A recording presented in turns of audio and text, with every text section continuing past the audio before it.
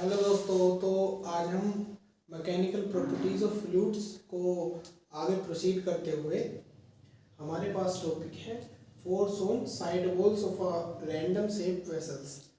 तो ये तीन टाइप के वेसल्स हैं हमारे पास, तीन टाइप के वेसल हैं हमारे पास। ये एनसीईआरटी बुक में भी यही टाइप के हैं, खाली तीन ही। तो अब हम बात करते हैं इनके ऊपर। ये एच हाइट तक इसमें कोई लिक्विड है और सेम एच हाइट तक इसमें और इसमें एटम लेवल से इसमें एच हाइट तक इसमें कोई लिक्विड है। ये हमारे पास सरफेस पर पॉइंट ए या कोई एक पॉइंट है जहाँ प्रेशर है पी नोट, मतलब एटमॉस्फेरिक प्रेशर। यहाँ P naught atmospheric pressure, then same यहाँ एटमॉस्फेरिक प्रेशर। हमें यहाँ अगर हम बात करें यहाँ और यहाँ एच हाइट तक हम जा रहे हैं और इसमें अगर सेम टाइप का तीनों में लिक्विड है रो डेंसिटी का, तो इस पॉइंट पर प्रेशर होगा P note plus H rho जी। देन सेम यहाँ इस पॉइंट पर प्रेशर होगा P note plus H rho जी। सेम इस पॉइंट पर होगा P note plus H rho जी। यहाँ कहने का मतलब, अगर हम टाइप्स ऑफ वेसल्स की बात करें कि क्या प्रेशर कम ज़्यादा होता है वेसल के टाइप से, तो उस पर डिपेंड नहीं करता है। अगर बात करें हम यहाँ, ये एटमॉस्फेरिक प्रेशर है, जितनी हाइट पर रो डेंसिटी में जी ग्रेविटी पर जाएगा वही उसमें ऐड हो जाएगा। अगर यहाँ वैक्यूम होता तो खाली इन दोनों का डिफरेंस मतलब 0 प्लस एच रो जी होता, 0 प्लस एच रो जी प्लस इजी, और यहाँ भी 0 प्लस एच रो जी। तो यहाँ हमको इसका फ्री बॉडी डायग्राम बनाना है, मतलब यहाँ हम तीन फ्री बॉडी डायग्राम बनाएंगे एनालिसिस करने के लिए। खाली बर्तन का, खाली वेसल का, मतलब एक पूरा भरा हुआ पानी और वेसल दोनों। फिर हम देखेंगे दोनों का एनालिसिस करने के लिए कि एक वेसल और पानी, उनका फ्री बॉडी डायग्राम बनाएंगे। सो सबसे पहले है हमारे पास, इसकी बात करते हैं। सबसे पहले हम इसकी बात करते हैं। तो ये हमारे पास ये वेसल है और एच हाइट तक इसमें ये लिक्विड भरा हुआ है लो डेंसिटी का, और ये इसका नीचे का क्रॉस सेक्शन जो ए है, ए एरिया है, और यहाँ ऊपर वैक्यूम है, मतलब एटमॉस्फेरिक प्रेशर नहीं है, वैक्यूम है, ये वैक्यूम में है, ये हमारे पास वैक्यूम में। अब हम इसका फ्री बॉडी डायग्राम बनाएंगे। सबसे पहले इस खाली वेसल का और फिर अंदर के पानी का कि उस पर क्या लग रहा है। सो इसे देखने के लिए सबसे पहले हम, जब हम बनाएंगे बर्तन का, खाली इस वेसल का अगर हम फ्री बॉडी डायग्राम बनाएंगे, खाली इस वेसल का अगर हम फ्री बॉडी डायग्राम बनेंगे, तो तब हम देखेंगे कि पानी इस पर कितना, मतलब किस डायरेक्शन में फोर्स लगा रहा है। और जब हम अंदर पानी का बनाएंगे तो हम देखेंगे कि बर्तन किस डायरेक्शन में इस पर फोर्स लगा रहा है। तो ये है, सबसे इधर हम देखते हैं। सबसे पहले वेसल बना लेते हैं। तो ये हुआ खाली वेसल हमारे पास, यही वाला है खाली। उसके बाद ये हुआ पानी, अंदर का जो पानी है उसको।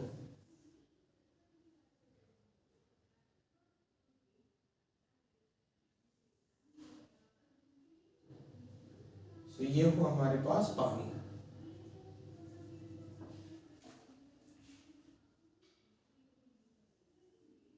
ये हुआ हमारे पास पानी। तो वेसल पर पानी लगा रहा था ऐसे ऐसे फोर्स बाहर के डायरेक्शन में। सो मतलब ऊपर सबसे कम फोर्स था, फिर ज़्यादा फोर्स, फिर यहाँ और ज़्यादा फोर्स, यहाँ कम और ज़्यादा, यहाँ और ज़्यादा फोर्स। अब जो पानी पर फोर्स लग रहा था वो अंदर की तरफ लग रहा था। मतलब जब हम पानी की बात करेंगे तो देखेंगे कि बर्तन जो है हमारा वेसल, इस पर किस डायरेक्शन में फोर्स लगा था, वो अंदर की डायरेक्शन में लगा रहा था इस पर फोर्स। मतलब ऐसे ऐसे इस पर फोर्स था अंदर की डायरेक्शन में। तो और जो नीचे का एरिया है, नीचे के एरिया पर फोर्स ऊपर के डायरेक्शन में था, और इसके सेंटर ऑफ मास से mg नीचे की तरफ, सेंटर ऑफ मास से mg नीचे की तरफ, सेंटर ऑफ मास से mg नीचे की तरफ है, बट जो हमारा बर्तन है, जो वेसल है, उसका नॉर्मल ज्यादा है, बड़ा है, ऊपर की तरफ है। सो ये हुए नॉर्मल रिएक्शन वाले फोर्स, ये हुए नॉर्मल रिएक्शन वाले force. Then n is equal to 0, n is equal to 0 for symmetry. Here is net force on side is 0। मतलब ये वाला फोर्स इससे डिवाइड हो जाएगा, ये वाला फोर्स इससे कट जाएगा, ये वाला फोर्स इससे कट जाएगा, ऐसे ही सेम डायरेक्शन में। So n is equal to mg, जो बैलेंसिंग पोजीशन है। So n is equal to 0, n is equal to 0 for symmetry. Here is net force is 0 on sides. So हम side पर ही बात कर रहे थे कि force on side of vessels कितना कितना है। तो हमने सबसे पहले इस एक वेसल की बात करी, हमने ये वेसल बनाया, इसके अंदर पानी बनाया, और हमने फिर दोनों का फ्री बॉडी डायग्राम बनाया। ये फ्री बॉडी डायग्राम है, फ्री बॉडी डायग्राम है ये वाटर का, फ्री बॉडी डायग्राम वाटर। सो सबसे पहले हमने खाली वेसल और अंदर के वाटर का फ्री बॉडी डायग्राम बनाया। खाली वेसल देखते टाइम हमने देखा कि वाटर इस पे किस डायरेक्शन में फोर्स लगा, बाहर की तरफ। सो हमने बाहर की तरफ बनाए वेक्टर्स, और अंदर इस पर पानी पर देखा तो पानी पर वेक्टर अंदर की तरफ से अंदर की तरफ बनाए। नॉर्मल इसका ऊपर की तरफ है, नॉर्मल क्योंकि जो बर्तन है, जो वेसल है, वो पानी को संभाले हुए है, पानी नीचे नहीं जा रहा। सो mg, सो नॉर्मल इसका ऊपर की तरफ और mg नीचे की तरफ। सो जो नेट वेक्टर्स हैं वो कट गए, n इज इक्वल टू 0। जो n इज इक्वल टू 0 मतलब symmetry position, here is net force on side is 0।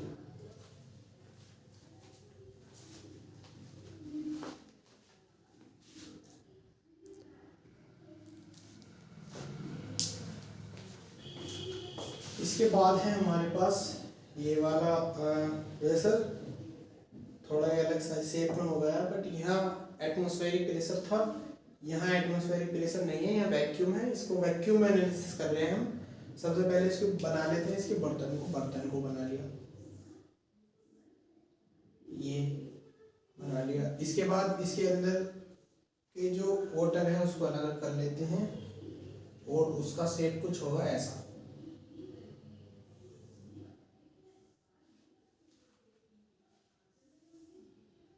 पानी का। अब हम इसको मार्क कर लेते हैं वेक्टर्स। सो जब हम बर्तन पर बना रहे हैं तो हम देखते हैं कि पानी किस डायरेक्शन में इसको फोर्स लगा रहा है। सो पानी सबसे पहले इस डायरेक्शन में ऐसा ऐसा फोर्स लगा रहा होगा, ऐसा इस डायरेक्शन में फोर्स लगा रहा होगा। सो इनका नेट रिजल्टेंट नीचे की तरफ कुछ आएगा, एक NV, और यहाँ normal N1 is equal to H rho G, H rho G into, अगर इसका एरिया है A, तब इतना नॉर्मल आएगा। अब हम देखते हैं free body diagram of water, free body diagram of water. इसका वाटर का क्या आएगा फ्री बॉडी डायग्राम। जब वाटर का फ्री बॉडी डायग्राम देखते हैं तो बर्तन कितना फोर्स लगा रहा है वाटर, ऐसा कुछ आएगा इसका। तो मतलब एक फोर्स ऊपर के डायरेक्शन में आएगा NV, जो इसके साइड्स लगा रहे हैं वाटर पर, और ये इसका नॉर्मल N1, और इसका mg सेंटर ऑफ मास से नीचे की तरफ। मतलब N V plus N one, ऊपर के डायरेक्शन में force N one is equal to M G, N V is equal to N one minus M G. N one हमने फाइंड कर लिया था एच रो जी इंटू, नहीं M G minus N one होगा ना, M G minus M G, M G minus N one, ये वाला M G minus N one is equal to N V, N one is equal to H rho G into A, N one is equal to H rho G into A, ये हुआ हमारा N V. Then हमने ये N V is equal to M G minus H rho G into A. So ये हमारा इस diagram में आया N V, M G minus H rho G into ए।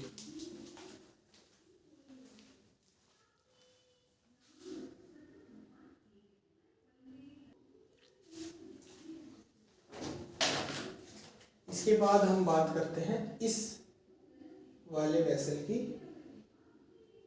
शायद इस वाले वेसल की तो कर दिया, तो ऊपर की तरफ आया था, हाँ ये वाला वेसल रहेगा, ये वाले वेसल की बात करते हैं इसकी। सो ये अंदर की तरफ ऐसा, इसका भी एरिया सपोज ए है और यहाँ तक एच हाइट तक इसमें फ्लूइड है। हमको बताना है कि जो इसकी साइड्स है ना उसकी इक्वेशन बनानी है, क्योंकि जो कितने टाइप की कितना इसमें फोर्स लगा रहे हैं हम, इसके नॉर्मल की इक्वेशन साइड्स की। तो पहले हम बना लेते हैं इसके वेसल को, फ्री बॉडी डायग्राम, इसका वेसल खाली कर देते हैं इसका। सपोज ऐसा कुछ ये लगा रहा है नीचे की तरफ, ये हुआ, और अगर हम इसके अंदर पानी का बनाएं तो ये है पानी इसका, जहाँ से हमको इक्वेशन मिलेगी। तो जब हम बनाते हैं खाली वेसल का तो हम देखते हैं जो वाटर है उसका कॉन्टैक्ट और उसका फोर्स। तो इसके अंदर वाटर है और जो वाटर है वो लगा रहा होगा ऊपर के डायरेक्शन में ऐसा फोर्स, मतलब ऐसा फोर्स लगा रहा होगा, बाहर को निकलना चाह रहा होगा ऐसा कुछ फोर्स। और इसकी जो नॉर्मल है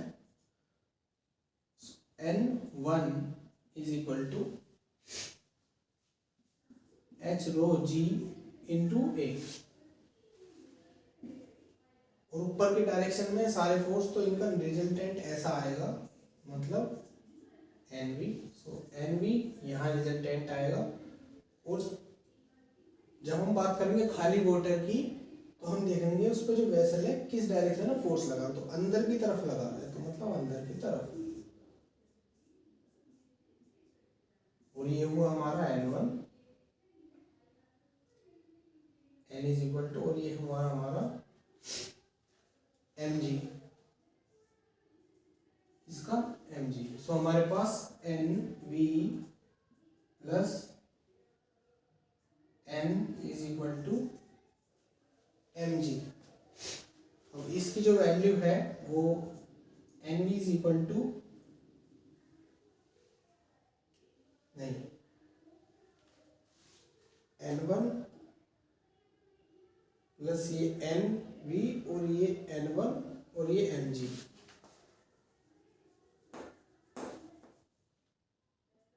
N1 plus mg is equal to NV NV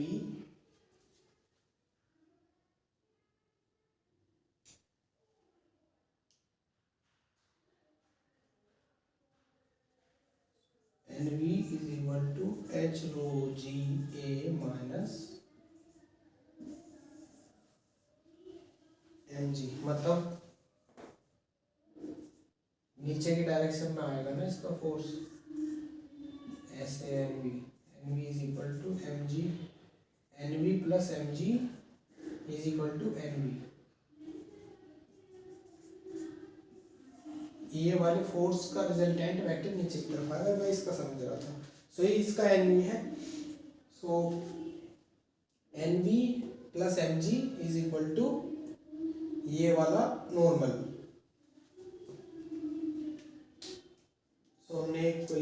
हमारे पास इक्वेशन है HOG into A minus mg। अब इसके बाद बात करते हैं हम आर्किमिडीज प्रिंसिपल की।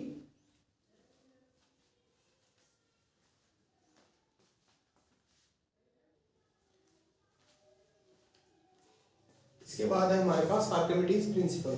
आर्किमिडीज प्रिंसिपल है कि a body whether partially or completely submerged in a fluid is buoyant upward by a force due to fluid pressure that is equal to the weight or displaced liquid।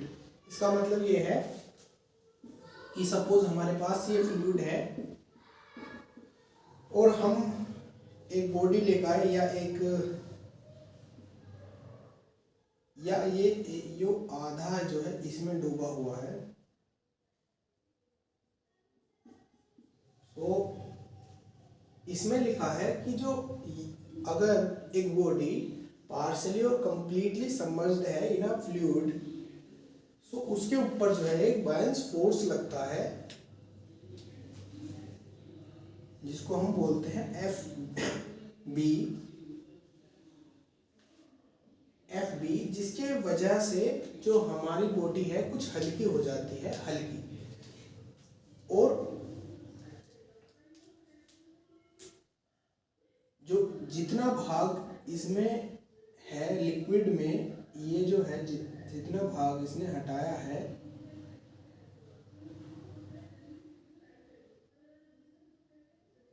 अगर इसके wait के equal हो जाता है तो ये ऐसा ही रहेगा। मतलब अगर इसका wait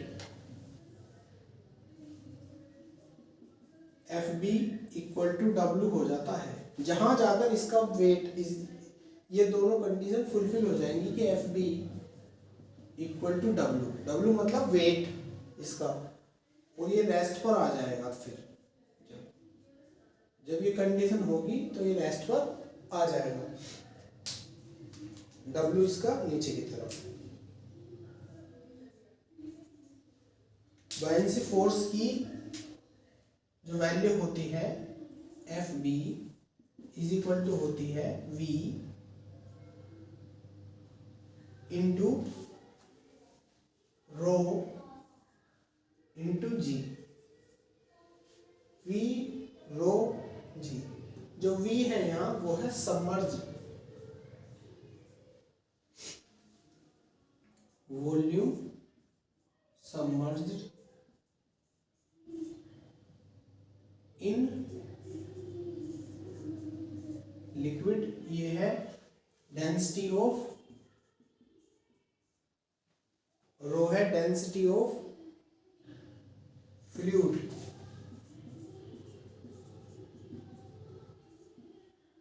ji for gravity,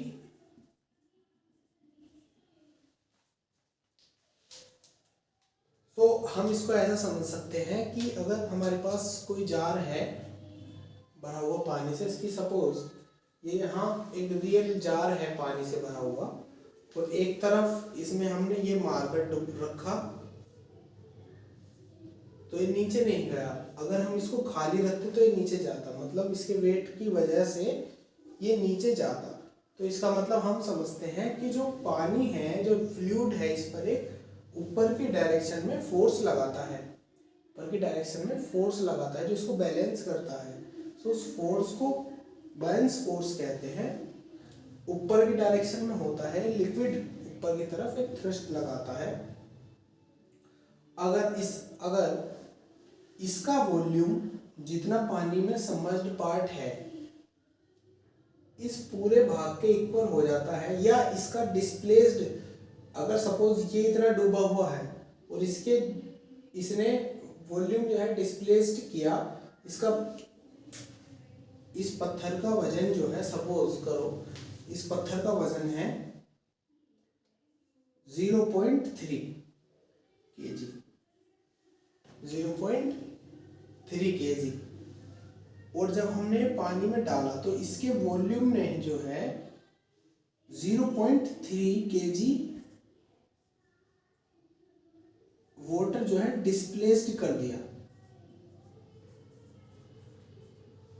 0.3 kg volume water जो है डिस्प्लेस्ड कर दिया, तो फिर ये वहाँ बैलेंस हो जाएगा, मतलब W is equal to FB हो जाएगा। फिर ये वहीं फ्लोट करेगा, जहाँ जिस पॉइंट पर FB is equal to W हो जाएगा वहीं फ्लोट करेगा ये। ऐसा हम समझ सकते हैं कि यहाँ जो है mg अगर हम समझे तो मतलब 3 न्यूटन, और अगर जो इसने जो वाटर डिस्प्लेस्ड किया है उसका भी वेट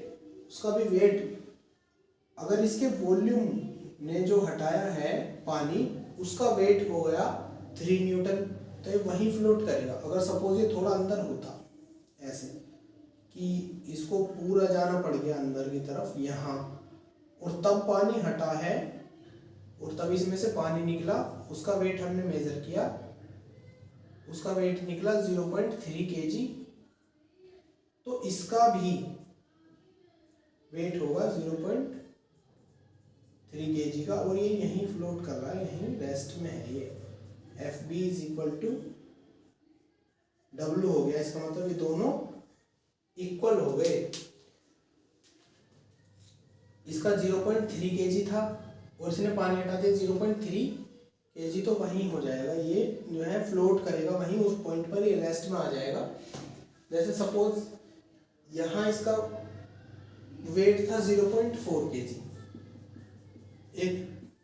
एक स्टोन है हमारे पास, उसका वेट है 0.4 kg, और वो हमने पानी में डुबोया और वो आधा ही डूबते ही उसने वाटर डिस्प्लेस्ड किया, और यहाँ सपोज ये टंकी सी बनी हुई थी, वहाँ उसमें से पानी निकला, उसका वेट हुआ 0.4 kg, आधा डूबते। तो इसका मतलब पानी का वॉल्यूम, जो पानी निकाला है उस उतने वॉल्यूम का वेट हमने करा तो आया 0.4 kg। इसका मतलब बैलेंस हो गया ये FB is equal to W। खाली पानी का मतलब डिस्प्लेस्ड वाटर, डिस्प्लेस्ड फ्लूइड जहां तक हो जाएगा ये। तो आर्किमिडीज का प्रिंसिपल यही है खाली, या बॉडी वेदर पार्शियली और completely submerged in a fluid is buoyant upward by a force due to a fluid। कहने का मतलब जो फ्लूइड है आप पर एक अपवर्ड डायरेक्शन में फोर्स लगाता है, जिसकी वजह से थोड़ा हल्का हल्का लगता है। जैसे जब स्विमिंग पूल, सपोज ये स्विमिंग पूल में कोई एक नहाता हुआ बंदा है, उसको अपना वेट हल्का हल्का लगता है क्योंकि ऊपर की डायरेक्शन में FB फोर्स है, और सपोज ये यहीं तैर रहा है, तो इसका मतलब W is equal to FB। उसने पानी का उतना वॉल्यूम हटाया है जितना उसकी बॉडी का वेट था, पानी का भी वॉल्यूम उतना हटाया है, उतना पानी उसने हटाया है जितना उसकी बॉडी का वेट था। तो इसका मतलब FB is equal to weight मतलब फोर्स। तो ये वो हमारे पास FB is equal to bind force is equal to buoyancy force is equal to V row G। Submerged जो बॉडी है उतने बॉडी का वॉल्यूम है जैसे इतनी बॉडी का वॉल्यूम खाली। ये रो लिक्विड की डेंसिटी है, density of fluid, G for gravity.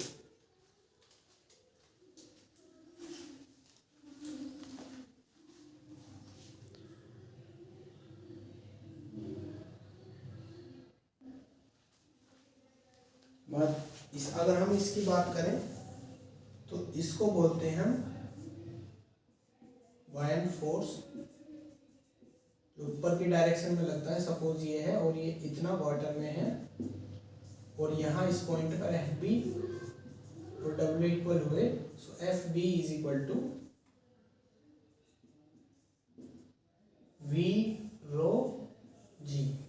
Upward direction में लगता है, अपवर्ड डायरेक्शन में। बाकी ये इसका बता दिया ये वाला आर्किमिडीज प्रिंसिपल भी। आर्किमिडीज प्रिंसिपल ये है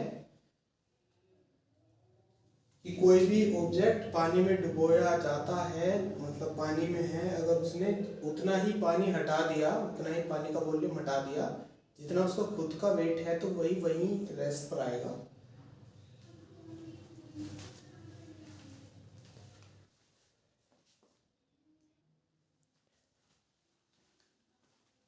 हम बात करते हैं apparent weight of a body submerged in liquid. Liquid में जो बॉडी है उसका अपरेंट मतलब मशीन पे कितना वेट आएगा। जो वेट होता है वो हमारा होता है एन, तो एम जी होता है, तो जी हटाना पड़ेगा उसमें, खाली फिर मास आएगा, तो एन बाई जी होगा। बट इसमें टेंशन है तो T by G. If mass m, if mass m is hanging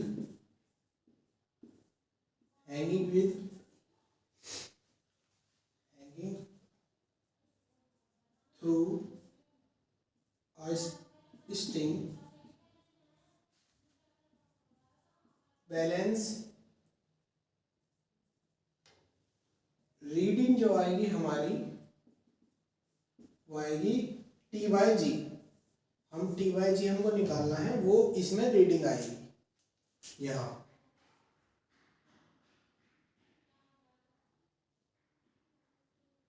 ऐसा इसमें रीडिंग आएगी, हमें बतानी है कितनी रीडिंग आएगी।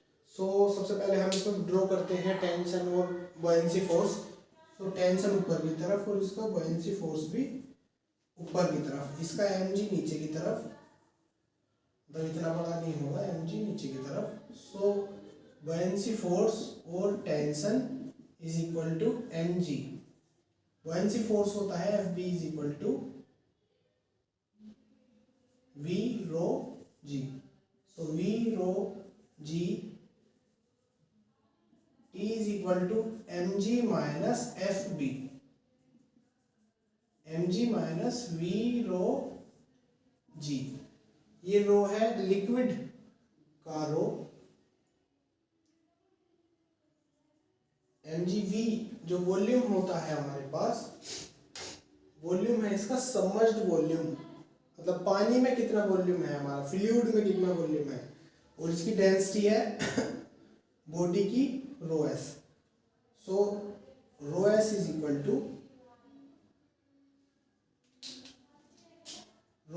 Equal to mass per volume, mass per volume. सो इसका वॉल्यूम हुआ m is equal to v is equal to m upon rho S. इसका वॉल्यूम रो एस और लिक्विड फ्लूइड का volume rho L. So minus m by rho S into rho L, L into G. T is equal to ये आया हमारे पास, अगर हमने जी इसमें से कॉमन लिया, so T by G is equal to M minus M upon rho S into rho L.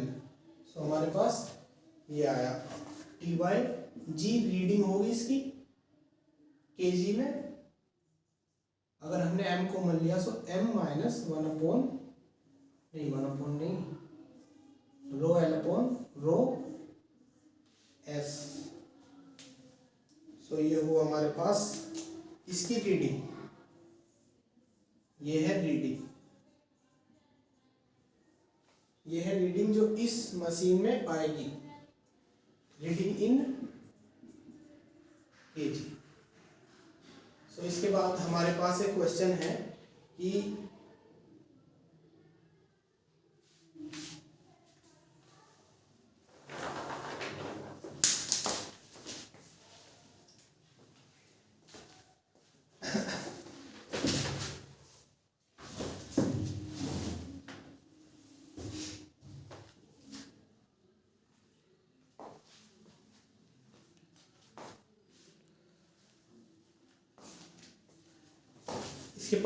इसके बाद हमारे पास एक क्वेश्चन है कि एक कील जो है 40, सपोज एक कील, ये कोई एक कील है,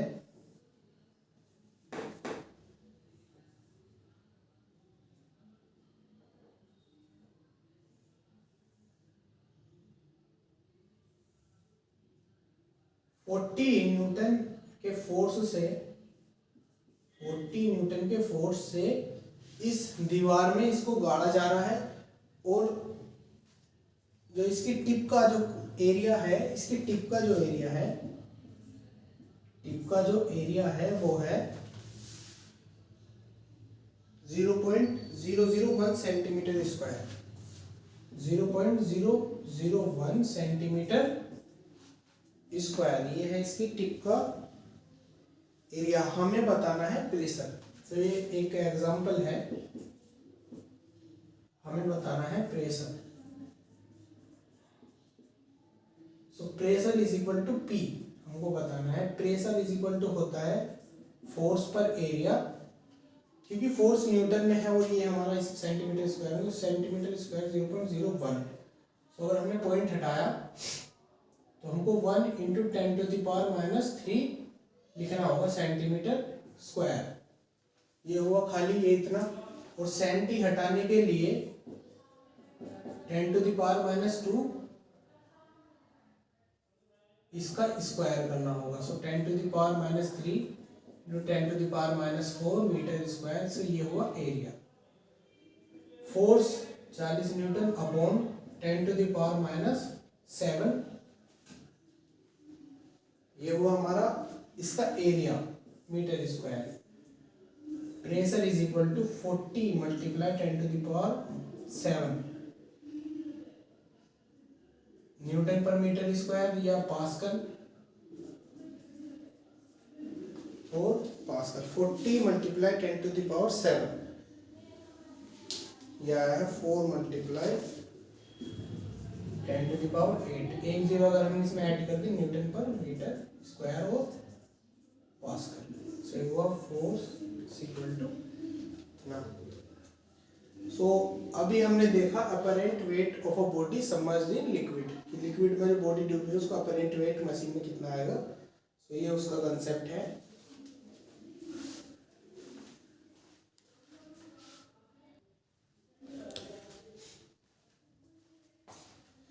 इसके बाद है हमारे पास Pascal's principle of pressure distribution. तो इसमें लिखा है the pressure applied at one point is an enclosed fluid, body is transmitted, या fluid body is transmitted uniformly to every part of the fluid. मतलब अगर कोई एनक्लोज्ड फ्लूइड है और उसके किसी पॉइंट, उसके किसी पार्ट पर हमने प्रेशर दिया या प्रेशर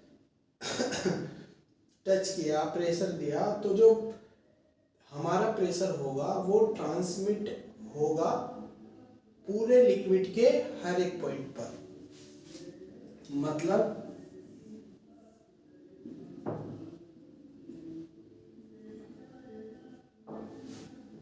सपोज ये एनक्लोज्ड है, मतलब ये बंद है, मतलब अंदर वैक्यूम है, तो यहाँ प्रेशर होगा 0, यहाँ प्रेशर होगा 0, यहाँ प्रेशर होगा 0, यहाँ प्रेशर होगा 0, और एक तरफ हमने इसको खोल दिया,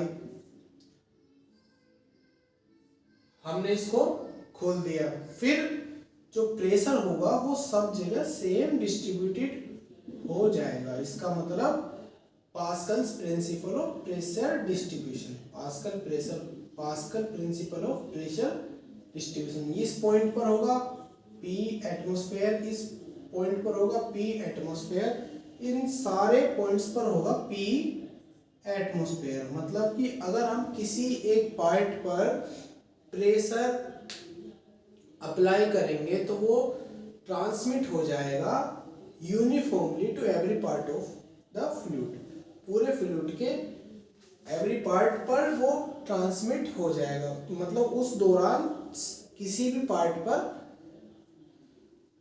हर एक पॉइंट पर सेम प्रेशर रहेगा। सो जैसा कि हमने इस पॉइंट पर इस यहाँ से इसको हटाया, सो P एटमॉस्फेयर हुआ, तो इस पॉइंट पर सारे ये जो पार्टिकल थे, ये सारे मॉलिक्यूल्स पर सेम प्रेशर अप्लाई हुआ P एटमॉस्फेयर, मतलब सेम प्रेशर यूनिफॉर्मली अप्लाई हुआ इनके। तो यही है इसका कि ट्रांसमिट हो जाएगा every part of the fluid, fluid के पूरे पार्ट पर सेम ट्रांसमिट हो जाएगा।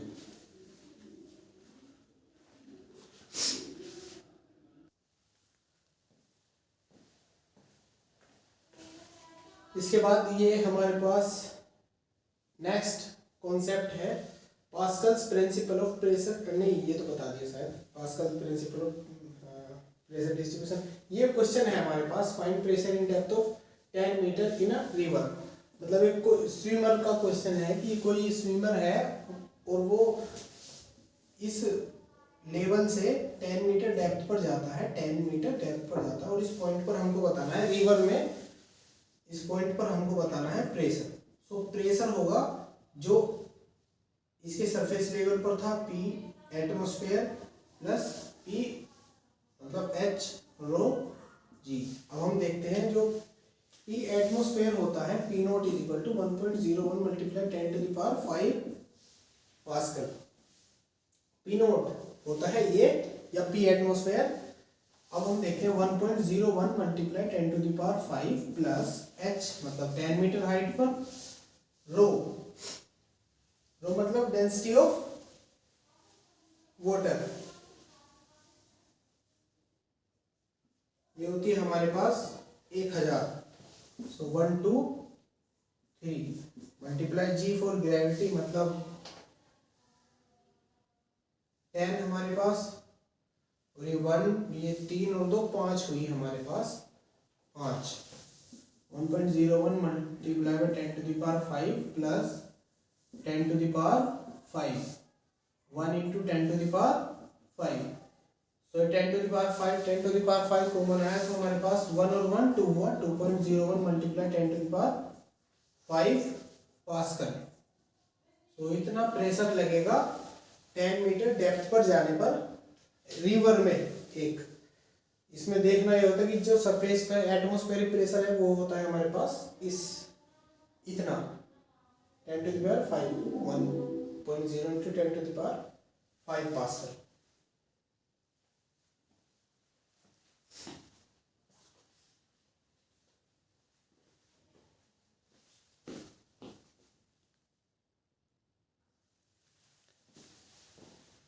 इसके बाद है हमारे पास एप्लीकेशन ऑफ हाइड्रोलिक फोर्सेस। ये बेस्ड होती हैं पास्कल्स लॉ पर, हाइड्रोलिक मशीन जो है।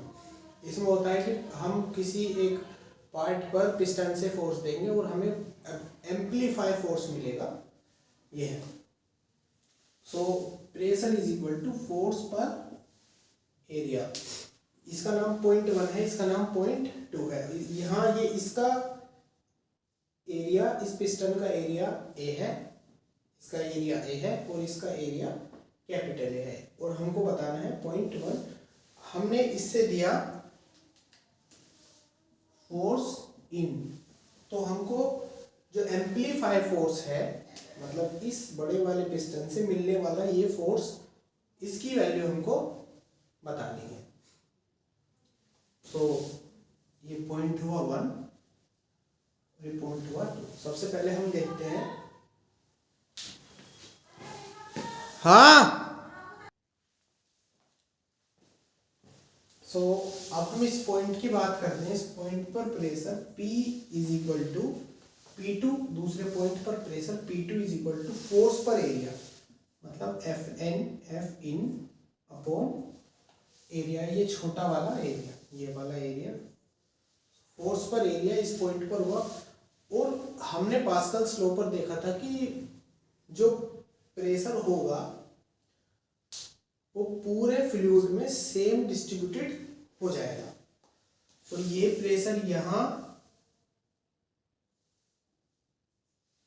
तो P1 जो होगा, P1 is equal to F in by A, F in by A। तो अगर हम बात करेंगे F आउट की, सो F out is equal to force, F out is equal to pressure into area. So pressure into area, pressure की value है हमारे पास F in upon small a into A,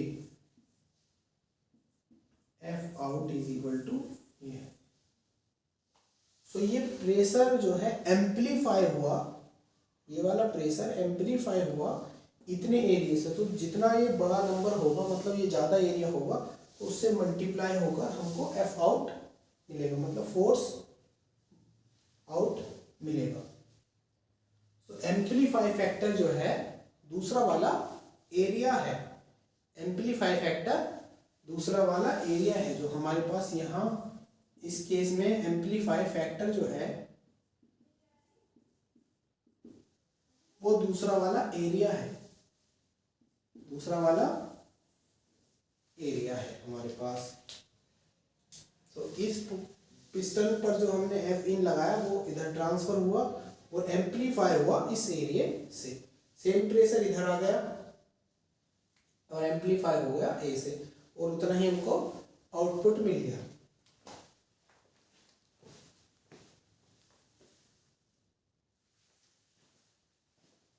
इसके बाद नेक्स्ट क्वेश्चन है हमारे पास atmospheric pressure density. Atmospheric density मतलब rho A is equal to atmospheric 1.29 kg per metre cube है। हमको बताना है कि कितने तक ये चेंज नहीं होगी, कितने हाइट तक ये चेंज नहीं होगी।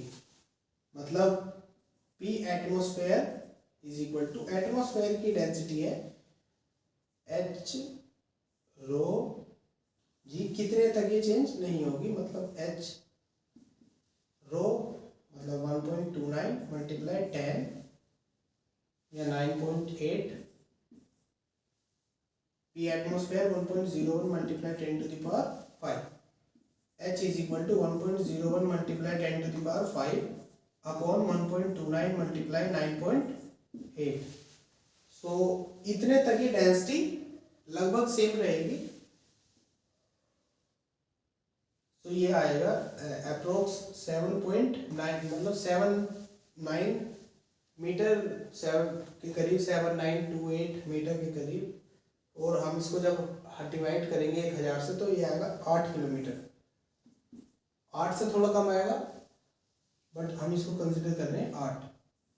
तो 8 किलोमीटर तक लगभग सेम डेंसिटी रहेगी अगर हम P atmosphere is equal to H rho G, जैसे H डेप्थ तक, और ये एक चैम्बर माने कि रो ये है और H तक कितना सुटेबल H हमको रखना चाहिए। तो और G की वैल्यू ये 10 9.8 और रो की वैल्यू 1.29, P एटमॉस्फेयर हमारे पास है। देन हमने इस H को कैलकुलेट किया, अप्रोक्स 8 किलोमीटर ये आया। वैसे हाइट के साथ हम दूर जाते जाते हैं तो वो कम होता जाता है, सेम नहीं रहता, इतना ये डेंसिटी सेम नहीं रहती।